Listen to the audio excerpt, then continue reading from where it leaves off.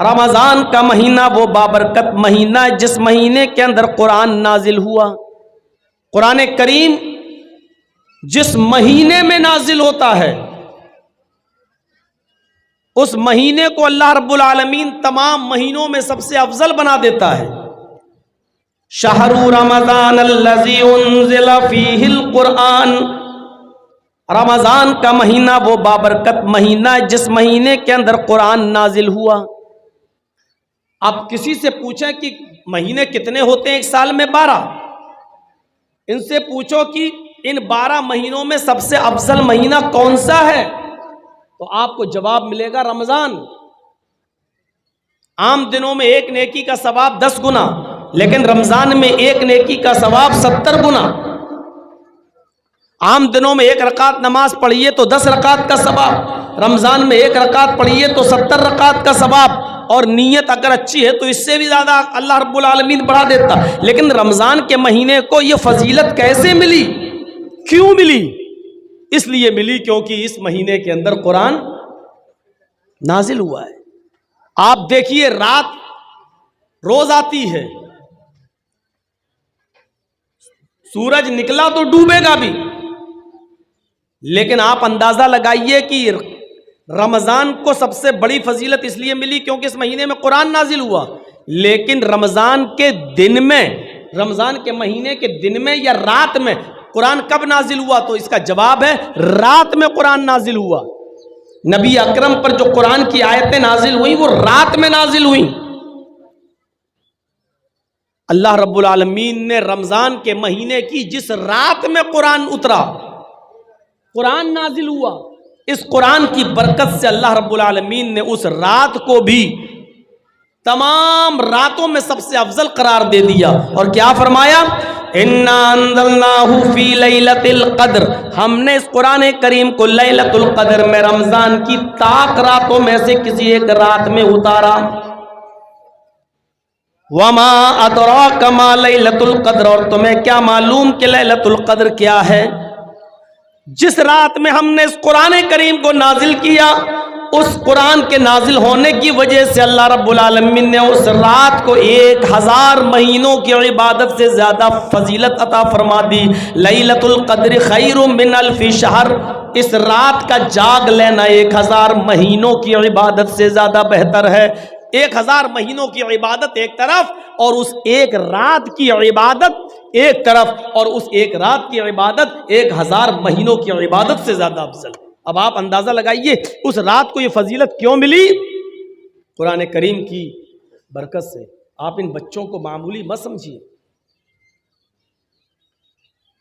جنہوں نے حفظ کیا ہے یہ وہ بچے ہیں جب زمین پر چلتے ہیں تو رب کعبہ کی قسم یہ ننگی زمین پر نہیں چلتے، ان کے قدم کو زمین پر رکھنے سے پہلے فرشتے اپنے پر بچھا دیتے ہیں۔ سمندر کی مچھلیاں قرآن کا علم حاصل کرنے والوں کے لیے سمندر میں دعا کرتی ہے، آسمان کے فرشتے ان کے لیے رحمت کی دعا کرتے ہیں۔ غور کیجئے، یہ قرآن جس شہر میں نازل ہوا اللہ نے اس کو ام القری بنا دیا۔ قرآن جس مہینے میں نازل ہوا اللہ نے سید الشہور بنا دیا۔ قرآن جس رات میں نازل ہوا اللہ نے اس رات کو لیلۃ القدر خیر من الف شہر بنا دیا، 1000 مہینوں کی عبادت سے زیادہ بہتر۔ یہ قرآن جو فرشتہ لے کر آیا، وہی فرشتہ تورات بھی لے کر آیا تھا، وہی فرشتہ زبور بھی لے کے آیا تھا، وہی فرشتہ انجیل بھی عیسیٰ پر لے کر آیا تھا، لیکن اس وقت وہ ایک معمولی فرشتہ تھا، وہ صرف فرشتہ کہلاتا تھا۔ لیکن جب اللہ نے قرآن دے کر اس فرشتے کے ہاتھوں محمد الرسول اللہ صلی اللہ علیہ وسلم کے پاس بھیجا اور غار حرا میں اقرا بسم ربک الذی خلق خلق الانسان من علق قرآن کی یہ آیتیں دے کر جب اللہ رب العالمین نے اس فرشتے کو بھیجا تو اس دن کی تاریخ سے اللہ رب العالمین نے اس فرشتے کو سید الملائکہ، تمام فرشتوں کا سردار بنا دیا۔ تمام فرشتوں کا سردار کون ہے؟ جبرائیل علیہ السلام۔ کیوں؟ ان کو تمام فرشتوں کا سردار کیوں بنایا؟ کیونکہ یہ قرآن کریم لے کر آئے تھے جناب محمد رسول اللہ صلی اللہ علیہ وسلم پر۔ نبی سب برابر ہیں، کسی پر تورات اتری، کسی پر زبور اتری، کسی پر انجیل اتری، لیکن اللہ رب العالمین نے جب قرآن نازل کیا اور جس نبی کے اوپر قرآن اتارا، اس قرآن کی برکت سے اللہ نے اس نبی کو سید الانبیاء بنا دیا۔ ہم سوچ رہے ہیں، اندازہ لگا سکتے ہیں، سید الانبیاء، تمام نبیوں کا سردار، جتنے بھی پیغمبر اس دنیا میں آئے ہیں، چاہے وہ 1 لاکھ ہو، 1.25 لاکھ ہو، کم و بیش 1,24,000 ہو، جتنے بھی ہوں، قرآن جس نبی کے اوپر نازل ہوا، اللہ نے اس قرآن کی برکت سے اس نبی کو سید الانبیاء بنا دیا۔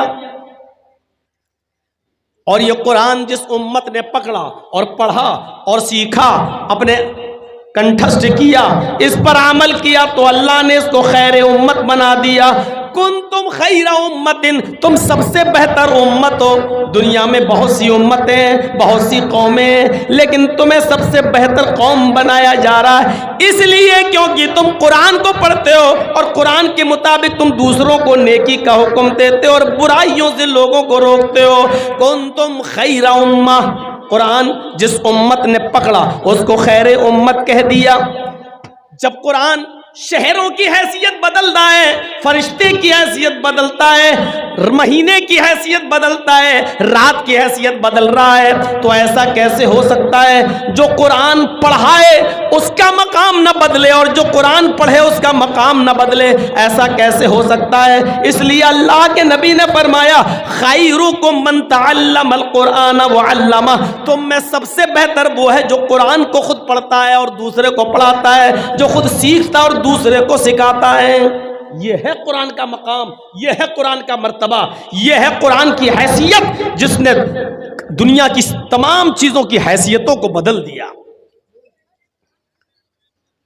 اللہ کے نبی فرماتے ہیں، ان اللہ یرفع عن ھذا القرآن اقواما ویضع به الاخرین، اس قرآن پر عمل کرنے کی وجہ سے اللہ رب العالمین بہت سی قوموں کو ترقی دیتا ہے، عروج پر پہنچا دیتا ہے، ثریا عطا فرماتا ہے، اور قرآن چھوڑ دینے کی وجہ سے اللہ رب العالمین بہت سی قوموں کو ذلیل کر دیتا ہے، رسوا کر دیتا ہے، بہت سی قوموں کو نیست و نابود کر دیتا ہے۔ یہی قرآن ہے جس کی وجہ سے اللہ قوموں کو عزت بخشتا ہے، یہی قرآن ہے جس کی وجہ سے اللہ رب العالمین اگر چھوڑتا ہے کوئی اس پر عمل نہیں کرتا تو اس کی وجہ سے قوموں کو ذلیل کر دیتا ہے۔ قرآن جو سنتا تھا اس کے دل کی دنیا بدل جاتی تھی۔ آج یہ قرآن ہم سنتے ہیں تو ہماری زندگیوں میں انقلاب کیوں نہیں آتا؟ ہمیں بتائیے میرے بھائیوں، کیا تاثیر بھی کبھی بدلتی ہے؟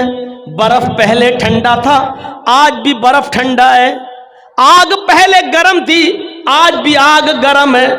مرچ پہلے بھی تیکھی تھی، آج بھی تیکھی ہے۔ نمک پہلے بھی کھارا تھا، آج بھی کھارا ہے۔ چینی جب بنی تھی تب بھی میٹھی تھی، آج بھی چینی میٹھی ہے۔ گڑ جب پیدا ہوا تب بھی میٹھا تھا، آج بھی وہ میٹھا ہے۔ لیمو پہلے کھٹا تھا، آج بھی کھٹا ہے۔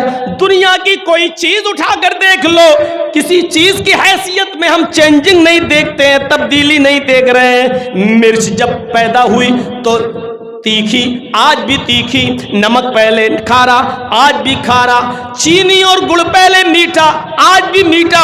میرے بھائیوں، پھر قرآن کی تاثیر کیسے بدل گئی؟ پہلے جو قرآن پڑھتا تھا اس کے دل کی دنیا بدل جایا کرتی تھی۔ آج یہ قرآن ہم پڑھتے اور سنتے ہیں، لیکن آج ہمارے دل کی دنیا کیوں نہیں بدلتی؟ آج اس قرآن کی تاثیر کیسے ختم ہو گئی؟ یہ قرآن تو وہ تھا جو بڑے سے بڑے غصے والے انسان حضرت عمر فاروق جو غصے میں تلوار لے کر محمد رسول اللہ کی گردن اڑانے کے لیے جا رہے تھے، لیکن سنا کہ میری بہن اور بہنوئی مسلمان ہو گئے، اسلام لائے۔ جب ان کے گھر گئے، دروازے پر کھڑے ہو کر قرآن کی چند آیتیں سن لی۔ کہا بتاؤ کیا پڑھ رہے تھے؟ مارا بہن کو بھی بہنوئی کو بھی۔ جب بتا دیا گیا کہ ہاں قرآن پڑھ رہے تھے اور ہم اس سے بدل نہیں سکتے، ہم اس کو چھوڑ نہیں سکتے، تب حضرت عمر نے کہا اچھا مجھے بھی سناؤ یہ کیا ہے جو اس کو پڑھ لیتا ہے، سن لیتا ہے، چھوڑنے کا نام نہیں لیتا۔ چند آیتیں قرآن کی سنی، ایک آیت دو آیت مشکل سے 3 آیتیں ہی پڑھی تھیں، اور عمر فاروق نے 3 آیتیں ہی سنی تھی، چیخ پڑے نہیں نہیں یہ قرآن کسی انسان کا کلام نہیں ہو سکتا، یہ قرآن کسی انسان کا کلام نہیں ہو سکتا ہے۔ آئے میری بہن، آئے میرے بہنوئی، مجھے بھی اس ذات کے پاس لے چلو جس کے اوپر یہ قرآن نازل ہوا ہے، یعنی محمد الرسول اللہ صلی اللہ علیہ وسلم کے پاس لے کر چلو۔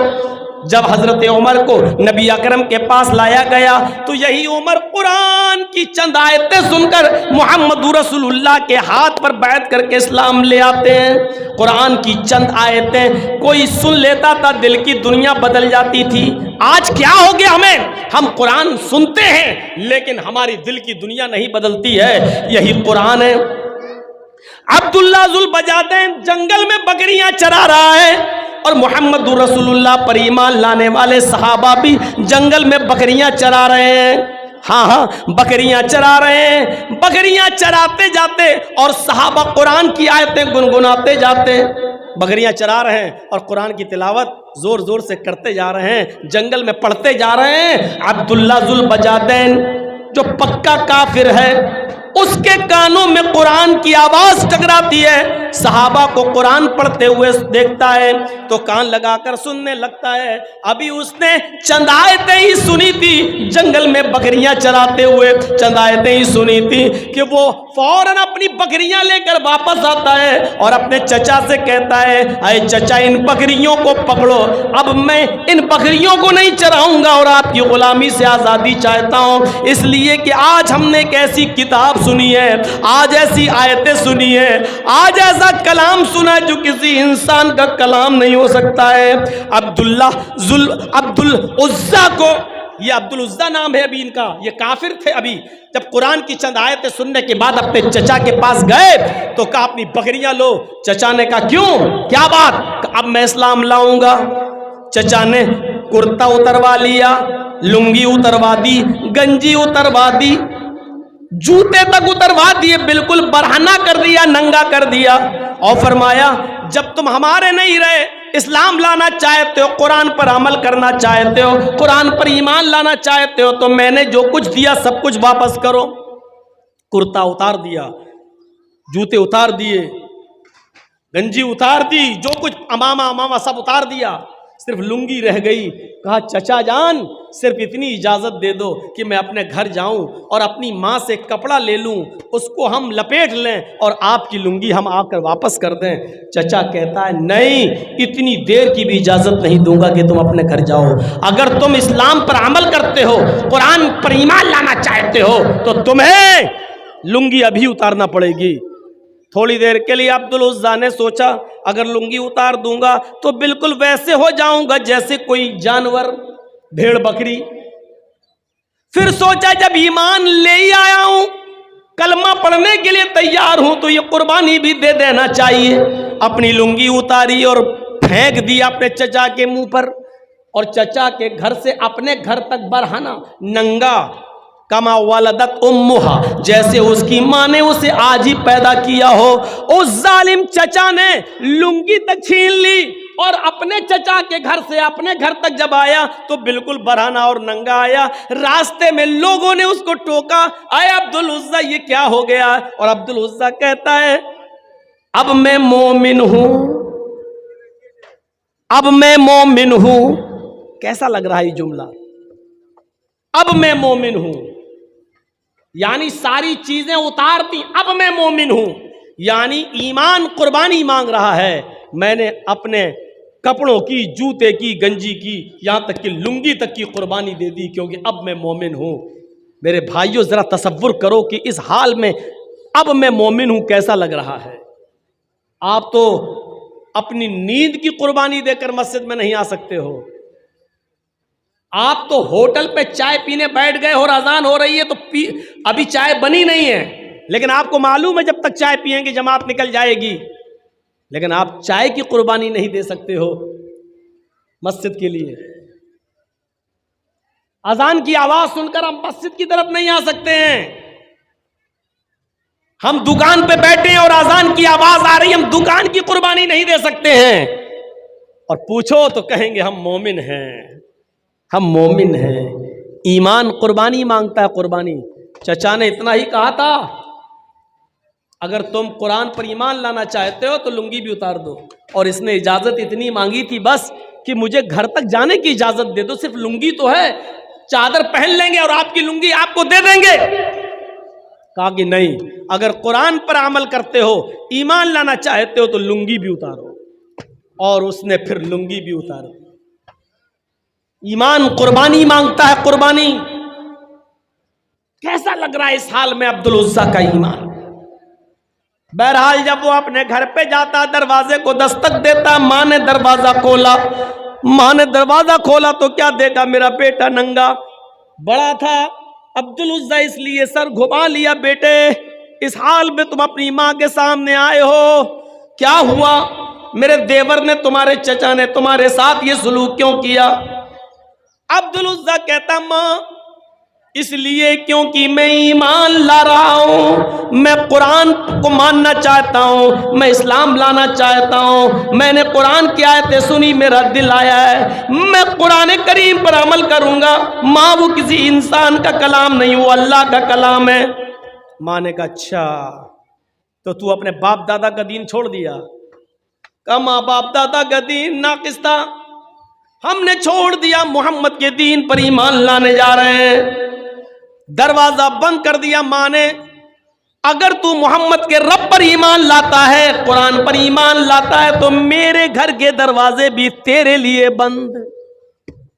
یہ وہ قرآن ہے جس کے لیے اس بیٹے نے اپنے ماں کا دروازہ بھی چھوڑ دیا. ماں میں تجھ سے گھر نہیں مانگ رہا ہوں، روم نہیں مانگ رہا ہوں، زمین نہیں مانگ رہا ہوں. جب تو نے مجھے بیٹا ماننے ہی سے انکار کر دیا ہے تو میں تجھ سے یہ ساری چیزیں کیوں لوں گا؟ ماں تو نے مجھے پیدا کیا ہے اور اب گھر کے دروازے سے باہر نکال رہی ہے، مجھے ایک چھوٹا سا کپڑا دے دے، کوئی چادر دے دے، بس اتنا دے دے کہ میں اس چادر کو، اس کپڑے کو پہن کر مکے سے مدینہ چلا جاؤں اور جناب محمد رسول اللہ کے ہاتھ پر ایمان لے آؤں. ماں نے کہا اچھا ٹھیک ہے. اندر گئی اور ایک چادر اٹھا کر اوپر سے پھینک دی، لے اب تیری شکل مجھے نہیں دکھنی چاہیے. یہ ہے قرآن پر ایمان، اپنے گھر کی بھی قربانی. اب کوئی گھوڑا نہیں ہے، کوئی اونٹ نہیں ہے، کوئی چیز نہیں ہے، چادر کے 2 ٹکڑے کر دیے. جو ماں نے چادر پھینکی اس کے 2 ٹکڑے کر دیے. ایک ٹکڑا پہن لیا اور دوسرا ٹکڑا اوپر ڈال لیا اور چل دیا مکے سے مدینہ.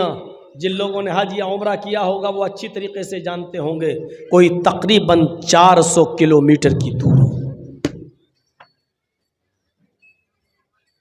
تصور کیجیے آپ، عبد العزیٰ کے پاس گھوڑا بھی نہیں ہے، اونٹ بھی نہیں ہے، اور مکے سے مدینہ پیدل چل رہا ہے. جہاں تھک جاتا اوپر کی چادر زمین پہ بچھا لیتا، بیٹھ جاتا. جہاں نیند آتی اسی جگہ سو جاتا. تھوڑا بہت ستو جو لے کے آیا تھا وہی کھاتا جا رہا ہے. پانی جہاں مل جاتا پی لیتا. رات کا سفر، دن کا سفر، رات کا سفر، دن کا سفر. چند دنوں کے سفر کرنے کے بعد مدینہ پہنچتا ہے. فجر کی نماز کا وقت ہے. مسجد نبوی میں گھس جاتا ہے اور منبر کے پاس چپکے سے اسی چادر کو اوڑھ کر بیٹھ جاتا ہے. اللہ کے نبی صلی اللہ علیہ وسلم نماز پڑھانے کے لیے فجر کی جب آتے ہیں، منبر کے پاس چھپے ہوئے، چپکے سے بیٹھے ہوئے اس آدمی پہ نظر پڑتی ہے جو چادر اوڑھ کر بیٹھا ہے. پوچھا ادھر کون؟ جواب دیا عبد العزیٰ. او عبد العزیٰ مکے سے آئے ہو؟ ہاں. کیسے آئے ہو؟ پیدل آیا ہوں. کیا کرنے آئے ہو؟ کہا آپ کو نبی ماننے کے لیے، قرآن کو آسمانی کتاب ماننے کے لیے، فرمایا پیدل چلے آئے. کہاں چچا نے مجھے گھر سے نکال دیا، لنگی تک اتار دی، ننگا گھر تک آیا. ماں نے گھر کے دروازے بند کر دیے، صرف چادر لی، گھر چھوڑا، مکان چھوڑا، زمین چھوڑی، جائیداد چھوڑی، صرف قرآن کو اپنانے کے لیے، قرآن پر ایمان مضبوط کرنے کے لیے، اسلام پر ایمان لانے کے لیے میں آپ کے پاس چلا آیا. ادھر نبی اکرم چیختے ہیں، اے عبدالعزا، گھر چھوڑ دیا، مکان چھوڑ دیا، بیوی بچے چھوڑ دیے، ماں چھوڑ دی، چچا چھوڑ دیا، کپڑا لتا سب چھوڑ دیا، پیدل چلا آیا اور ایمان بچا لیا. تو یہ سودا تم نے بہت سستے میں کر لیا ہے، اس ایمان کے بدلے میں تمہیں جنت ملے گی. کلمہ پڑھا، اسلام لے آیا. فرمایا اللہ کے نبی نے، آج کے بعد تمہارا نام عبدالعزا نہیں ہے، بلکہ آج کے بعد تمہارا نام عبدالعزا نہیں ہے، بلکہ عبداللہ ذوالبجادین ہے. آج کے بعد تمہیں عبداللہ کے نام سے یاد کیا جائے گا. یہ تھا عبداللہ جس نے جنگل میں صحابہ کرام کے منہ سے نکلنے والی آیتوں کو سنا تو ایمان لے آیا، اس کی دل کی دنیا بدل گئی. یہ قرآن کی تاثیر تھی. لیکن آج قرآن کی تاثیر کیسے بدل گئی؟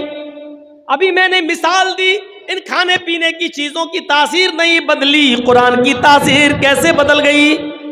آج ہم پڑھتے ہیں، رمضان میں پورا پورا قرآن سنتے ہیں، کچھ مسجدوں میں ایک ہی رات میں پورا قرآن پڑھ لیا جاتا ہے. نئی دکان، نئے مکان میں کرائے کے ٹٹوؤں کو بلا کر پورا قرآن ایک دن میں پڑھ لیا جاتا ہے. میں پوچھتا ہوں میرے بھائیوں، قرآن آج ہمارے حلق کے نیچے کیوں نہیں اتر رہا ہے؟ میں پوچھنا چاہتا ہوں قرآن کی تاثیر کیسے بدل گئی؟ یہ قرآن وہ قرآن تھا، یہ قرآن وہ کتاب تھی جو ڈنکے کی چوٹ پر اعلان کر رہی ہے کہ لو انزلنا ھذا القرآن علی جبل لرأیتہ خاشعا متصدعا من خشیۃ اللہ. اگر ہم نے اس قرآن کریم کو کسی اونچے پہاڑ کے اوپر نازل کیا ہوتا، اللہ کہہ رہا ہے لو انزلنا ھذا القرآن علی جبل، اگر ہم نے کسی ایک پہاڑ کے اوپر ہم نے اس قرآن کریم کو اتارا ہوتا، لرأیتہ، تو اے محمد صلی اللہ علیہ وسلم آپ اس پہاڑ کو دیکھتے، آپ اس پہاڑ کی حالت دیکھتے، خاشعا متصدعا من خشیۃ اللہ، وہ جھکا جا رہا ہوتا، متصدعا پھٹا جا رہا ہوتا، من خشیت اللہ، اللہ کے خوف سے. اگر ہم نے اس قرآن کریم کو انسان کے علاوہ اگر ہم نے پہاڑ پر اتارا ہوتا تو پہاڑ بھی اللہ کے خوف سے پھٹ جاتا، جھک جاتا، دھس جاتا. اس قرآن کریم کے بوجھ کو پہاڑ تک نے، اللہ کہتا ہے کہ ہم نے پیش کیا، ان عرضنا الامانۃ علی السماوات والارض، ہم نے اپنی اس امانت کو، اس قرآن کو آسمانوں پر پیش کیا. آسمان نے کہا نہیں اللہ، ہم اس کا بوجھ نہیں اٹھا سکتے. ہم نے زمین کو دیا، زمین چیخ کر بولی نہیں اے اللہ، اس قرآن کا بوجھ ہم نہیں اٹھا سکتے. اور جب ہم نے انسان کو یہ قرآن دیا، اپنی امانت دی، تو فوراً اس نے اٹھا لیا. وَحَمَلَهَا الْإِنسَانُ إِنَّهُ كَانَ ظَلُومًا جَهُولًا. اللہ نے یہ بھی نہیں کہا إِنَّهُ كَانَ ظَالِمًا أَوْ جَاهِلًا، یہ بھی نہیں کہا. اللہ نے کہا إِنَّهُ كَانَ ظَلُومًا. سوچو کیا کہا؟ پہاڑ نے منع کر دیا، زمین نے منع کر دیا، آسمان نے اس قرآن کے بوجھ کو اٹھانے سے منع کر دیا. وَحَمَلَهَا الْإِنسَانُ إِنَّهُ كَانَ ظَالِمًا إِنَّهُ كَانَ ظَلُومًا. اے انسان تو کتنا بڑا ظالم ہے، ظلوم اس میں مبالغہ، کتنا بڑا ظالم ہے، کتنا بڑا جاہل ہے. تجھے دیا اور تو نے فوراً اٹھا لیا. یہ بھی نہیں سمجھ پایا کہ اس کی ذمہ داری کتنی بڑی ہے. اٹھا تو لیا لیکن تو اس کی ذمہ داری کو نبھا نہیں سکا. سوچو میرے پیارے بھائیوں، یہ قرآن جو پہاڑ نے، زمین نے، آسمان نے لینے سے انکار کر دیا، اس کی ذمہ داری انسان نے لے لی اور پھر عمل نہیں کر پایا. یہ قرآن وہ کتاب ہے جو چیخ کر ڈنکے کی چوٹ پر اعلان کر رہی ہے، چیخ چیخ کر کہہ رہی ہے، سنو، چیلنج کر رہی ہے دنیا والوں کو۔ اللہ رب العالمین نے فرمایا وَإِن كُنتُمْ فِي رَيْبٍ مِّمَّا نَزَّلْنَا عَلَىٰ عَبْدِنَا فَأْتُوا بِسُورَةٍ مِّن مِّثْلِهِ وَادْعُوا شُهَدَاءَكُمْ۔ آئے لوگو، اگر تمہیں اس کتاب کے بارے میں، اس قرآن کے بارے میں ذرہ برابر رائی کے دانے کے برابر بھی اگر شک ہے، ذرہ برابر بھی سرسوں کے دانے کے برابر بھی اگر شک ہے، یہ محمد نے اپنے پاس سے بنا لی۔ اگر تمہیں ڈاؤٹ ہے کہ یہ اللہ کی طرف سے نازل کی ہوئی کتاب نہیں ہے، یہ محمد اور اس کے ساتھیوں نے بنا لی، اگر تم یہ سمجھتے ہو تو میں تمہیں چیلنج دیتا ہوں، فَأْتُوا بِسُورَةٍ مِّن مِّثْلِهِ، تو قرآن کی سورت کی طرح ایک ہی سورت بنا لاؤ۔ فَأْتُوا بِسُورَةٍ مِّن مِّثْلِهِ، قرآن کی کسی ایک سورت کی طرح کوئی سورت بنا دو، جاؤ بنا کر دکھاؤ۔ قرآن کا یہ چیلنج 1400 سال پہلے بھی تھا، قرآن کا یہ چیلنج 1400 سال کے بعد آج بھی موجود ہے۔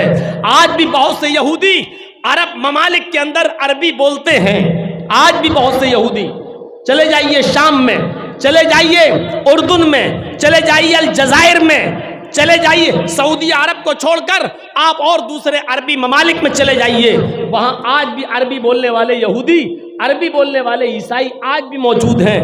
قرآن کریم کا یہ چیلنج ان کو بھی ہے، تم تو عربی سمجھتے ہو، تم تو عربی بولتے ہو، جاؤ تم قرآن کی سورت کی طرح کوئی ایک سورت بنا کے لے آؤ۔ لیکن وہ عربی جاننے والے یہودی، عربی جاننے والے عیسائی بھی قرآن کی سورت کی طرح کوئی سورت نہیں بنا سکے۔ آج تک یہ چیلنج قبول نہیں کر پائے۔ سوچئے،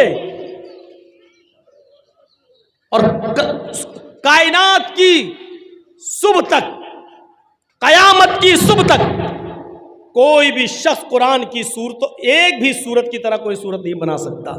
اور سورہ بقرہ کی طرح 2.5 پارے کی صورت نہیں کہا اللہ تعالیٰ نے، بِسُورَةٍ نکرہ استعمال کیا، چھوٹی سے چھوٹی قرآن کی صورت کی طرح کوئی صورت بنا کے دکھا دو۔ اور قرآن کی سب سے چھوٹی صورت کون سی ہے؟ اِنَّا أَعْطَيْنَاكَ الْكَوْثَرَ فَصَلِّ لِرَبِّكَ وَانْحَرْ إِنَّ شَانِئَكَ هُوَ الْأَبْتَرُ۔ اللہ چیلنج دے رہا ہے، 2.5 پارے کی صورت سورہ بقرہ کی طرح نہیں، اس صورت اِنَّا أَعْطَيْنَاكَ الْكَوْثَرَ فَصَلِّ لِرَبِّكَ وَانْحَرْ إِنَّ شَانِئَكَ هُوَ الْأَبْتَرُ، جاؤ اتنی چھوٹی صورت کی طرح کوئی صورت لے آؤ۔